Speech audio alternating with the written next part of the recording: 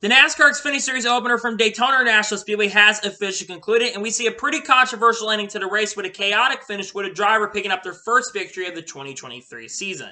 What's going on, guys? It's Daniel, and welcome back to our video. I just got done watching NASCAR Xfinity Series race from the Daytona International Speedway. It's beef, it's what's for dinner 300. We got a lot to talk about from the race, so let's go ahead and talk about it. So, before the green flag drop in today's race, a bunch of drivers have to go to the rear of the field. This includes Blaine Perkins, Greg Galding, Kyle Sieg, Joey Gase on approved adjustments, Ryan Ellis for an engine change. Seth Parsons had a driver change because Cesar Baccarello, who was originally supposed to drive the 45 car, he set out due to basically having the stomach flu. He set out for the race. Before the green flag drop as well, Jet Burton came down pure with the battery issue, and the guy who won the pole for the race, Austin Hill, had some radio issues and came down pit road and was not allowed to go back up front because it was one to go when that situation happened, so he had to go to the rear of the field, which meant at the start of the race, he had Cole Custer lead the field from the inside and Park Kligerman on the outside, and Park Kligerman was able to get the lead at least for the first lap. Then Justin Allgaier, he was able to get up front and was able to get the race lead and led the next portion. Then John Hunter had the lead back, and they were going back and forth for a few laps.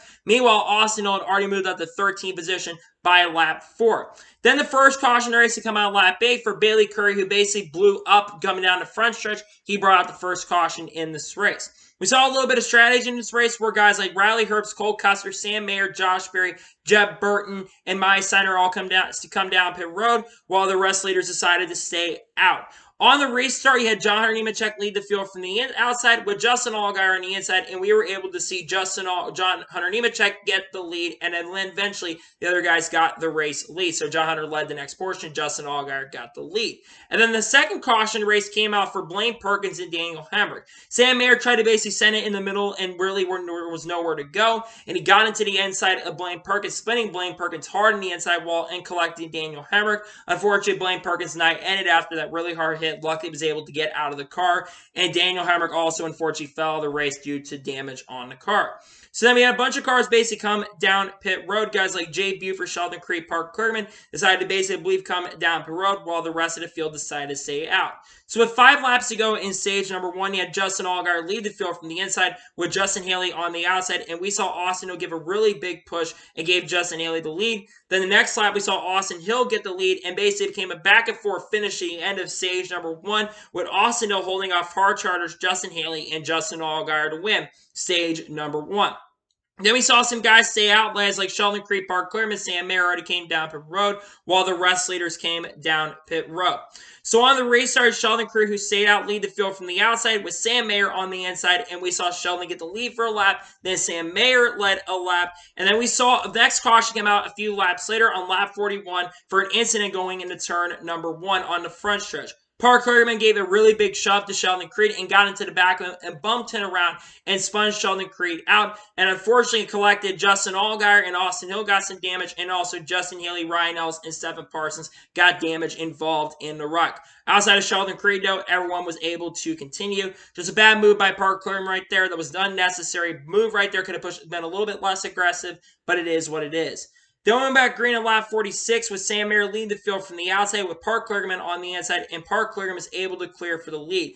Then a few laps later, you had guys getting back up front that were involved in the wreck. Justin Allgaier was up to 9th. And then a few laps later, you had Austin Hill able to get to the race lead. And then a few laps later, Justin Allgaier got up front and was able to get the lead. Then Sam Mayer got the lead from Justin Allgaier. Then Justin Allgaier got it back. And Justin Allgaier was able to hold off a hard-charging field to win stage number 2. Meanwhile, we saw Sammy Suspend coming to the line after contact from Jeb Burton, who also got turned by Anthony Alfredo coming down the stretch, and that would end the stage in stage number 2. Just an unfortunate situation for those drivers. So we saw some guys basically decide to stay out when they came to pit road. Most leaders came down pit road, with I believe Justin Allgaier winning the race off pit road. So on the restart, Justin Allgaier lead the field from the outside with Austin Hill on the inside, and Justin Allgaier was able to keep the race lead. Meanwhile, we then, a few laps later, after Justin Allgaier was pretty much dominating, we saw green flag pit stops happen with technically 36 laps to go, where all the Chevys came down pit road. Meanwhile, when they were all coming down pit road, Parker Kligerman spun coming to pit road after some contact. Luckily, he was able to continue on, and no caution flew. Then a few laps later, the rest of the field came down the road except David Starr, Greg Galding, and Jeffrey Earnhardt and Josh Williams. And then eventually they all got back out. And Josh Berry actually got the lead off Hero because he took a little bit less field, which would become a factor later.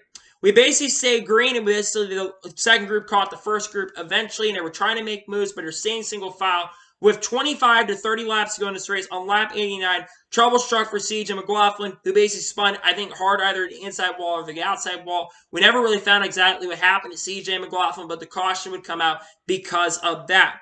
So we saw a little bit of strategy where guys basically came down the road to top off. Anthony Alfredo, Jeremy Clements, Parker Resloff, Stephen Parsons all came down the road while the rest of the leaders stayed out. So on the restart with 26 laps to go, you had Justin Allgaier lead the field from the outside with Austin Hill on the inside, and we saw Josh Berry actually able to get the race lead. Meanwhile, a lap later, Austin was able to get the lead back and was able to clear up front for the race lead, and basically became a train race where everyone decided to go up to the top line, trying to basically anticipate when they were going to make the move at the end at the time. Then we saw drivers starting to make moves a few laps ago. With 13 laps to go, Parker Kligerman got on the outside of Jeffrey Earnhardt, and Jeffrey ended up having a flat tire. Really unfortunate situation. Just a bad move by Parker Kligerman. Luckily, the caution did not come out. But with technically 2 laps to go in regulation of the race, we saw the final caution come out. We saw the Junior Motorsports cars really trying to make some moves, and Justin Allgaier tried to make a move on his teammate Josh Berry to try to make a move to the inside. He got basically up to second, but meanwhile, coming down the front stretch with 2 laps to go in this race, Brandon Jones got spun out by Josh Berry down the front stretch and went into the grass, bringing out the final caution of this race in regulation, and we would go into overtime. That was on Brandon Jones, in my opinion. Brandon Jones just came down on Josh Berry right there and brought out the caution. Meanwhile, under caution, the first Junior Motorsports car to have, second Junior Motorsports car to have trouble, Josh Berry, who was up front contending for the lead, he would run out of gas and would have to come down the road after running out of fuel. So on the final restart, he had Austin Hill lead the field from the outside with Justin Allgaier on the inside, and Austin Hill was able to get the race lead, but Justin Allgaier actually got the lead as they were coming to the white flag. Going into turn number 1, as they're going into turn number 1, Sam Mayer got a massive run and tried to go to the outside to get the race lead. Meanwhile, Sam Mayer got really loose, and Austin Hill got behind Sam Mayer. There was some contact between Sam Mayer and Austin Hill got into the back of Sam Mayer, spinning him out, and Sam Mayer ended up going up and over on his roof and sliding basically down the front backstretch for almost 100 to 200 feet, went upside down. Luckily, he did not hit the cash cinch, which is at least a luck unfortunately, compared to last year happened to Maya Snyder. At least there was no cash fence crash this time out, but a very scary accident where Sam Mayer went upside down. But because of that, the caution ended up coming out for the incident. I just want to say I hope Sam Mayer is okay. I think the broadcast did say that Sam Mayer did get out of his car and he seemed okay, but I'm not entirely sure. So I'm wishing the best of luck to Sam Mayer. Very scary incident and very scary wreck. It was a really bad and very scary accident. Luckily, maybe Sam Mayer is okay. We don't know yet.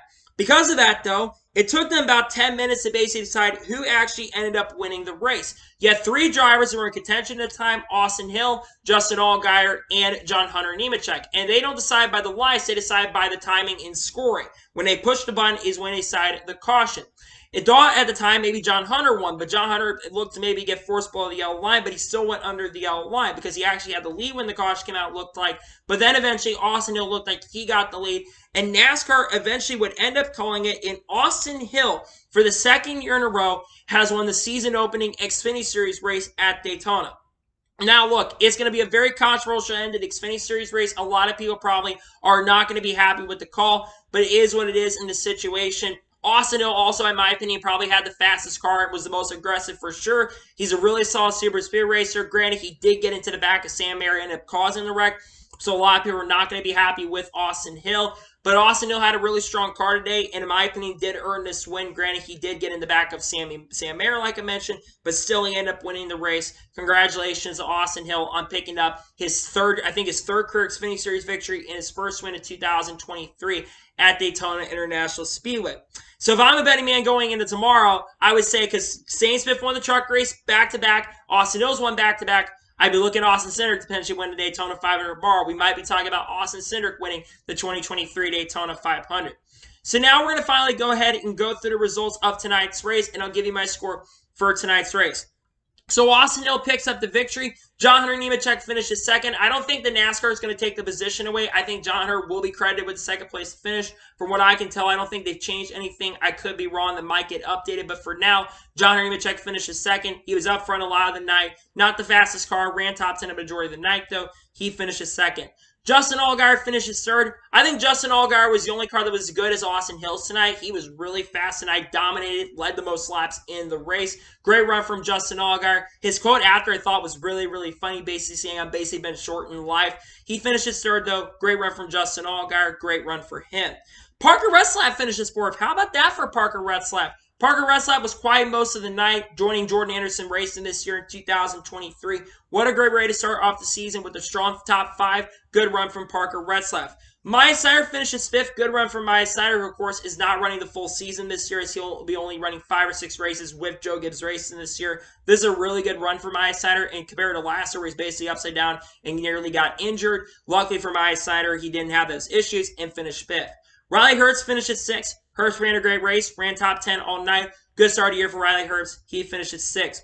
How about Joe Graf Jr. finishing 7th? Great run from Joe Graf Jr. I know I've been hard on Joe Graf Jr. in the past, but a great run from Joe Graf Jr. Struggled in the qualifying today, but he still finished 7th. Good run from Joe Graf Jr. Ryan Seek finishes 8th. Solid run for Ryan Seek. He was in the top 10 near the end of the race and really was in the top 10, top 15 a majority of the night. Good to see Ryan Seek having a good run. Cole Custer finishes 9th. They said, I think this is the first time a Cole Custer has ever finished in the top 10 in a super speed race at Daytona National Speedway in any of NASCAR's top 3 series. So happy that Cole Custer got a top 10 finally. He finishes in 9th. I expect him to have a good year this year, and I'd be looking next week at him potentially winning next week. Justin Haley finishes 10th. Justin Haley, I thought was going to be more of a factor today, and he was up front a lot of the race, granted, but I thought Justin Haley was going to be a big factor for the win, but he still finishes 10th. Pretty respectful race. Jeb Burton, who had battery issues early, he finished 11th. Great recovery for him. Chandler Smith finished 12th. Solid run for him. Stephen Parsons, who got involved in multiple wrecks tonight, he finishes in 13th. Brandon Jones, after he comes back, recovers a little bit, finishes in 14th. Josh Williams finishes in 15th. Parker Chase finishes in 16th. Jeremy Clements finishes 17th. Joey Gase finishes in 18th. Sammy Smith, who got involved in multiple wrecks tonight, he finishes 19th. Greg Galding finishes in 20th. Kyle Seek finished 21st, 22nd for Davis Starr, 23rd for Parker Kligerman, who caused a couple wrecks tonight. A little bit too aggressive for Parker Kligerman in the race. I would have thought he'd been a little bit less aggressive with the team. He had a fast car tonight, though, and I expect him to be somewhat of a threat for the championship this year. Did get involved in a wreck near the end that took him out of contention. Anthony Alfredo also, I believe, got involved in a wreck. Unfortunately, I think got involved in that Sam Mayer incident. It's a shame because he had a really good race. He ran top 10, was in contention near the end, but he finishes 24th. Jay Buford finishes in 25th. Josh Berry, after running out of gas, he finishes in 26th. Sam Mayer, after basically going upside down and airborne, I hope Sam Mayer is okay. He finishes 27th. Jeffrey Earnhardt finishes 28th. Brett Moffitt finishes 29th. Jesse Wuji finishes 30th. CJ McLaughlin, after his hard wreck, finishes 31st. Kaz Graham, not sure what happened to him. He finishes 32nd. Brendan Poole finishes 33rd. Sheldon Creed finished 34th after the wreck. Ryan Ellis finishes 35th. Daniel Hemrick finishes 36th. Blaine Perkins finishes 37th. And finishing last in 38th place is Bailey Curry. So now we're going to talk about the overall race as a whole, and I'll give you my score for tonight's race. This race is really a tale of 2 races, in my opinion, or a tale of 2.5 races. I think the first half of this race was a 10 out of 10 race. Both stages were really, really good. You had great side-by-side racing, and it was very, very enjoyable. You had great battle between Austin Hill and Justin Allgaier, which through the first half of the race, those were the 2 strongest cars. Really aggressive racing, but also clean racing for the most part. Yes, he did have a lot of cautions in that point, but still, I thought it was a very enjoyable race.